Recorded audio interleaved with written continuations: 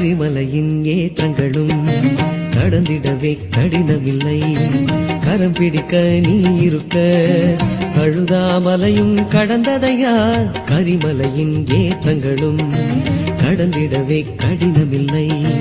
கரம் பிடிக்க நீ இருக்க அழுதாமலையும் கடந்ததையா. மன்ன திருமுடி தலையினில் மகுடம் ஐயன் திருவடி அடைந்திடும் பயணம். செல்லும் வழிகளில் மணி கண்ட சரணம் பரவசம் தரும் யோகமாகும் ஐயா ஐயப்பா. கண்டா மணிகண்டா ஐயா ஐயப்பா. கண்டா மணிகண்டா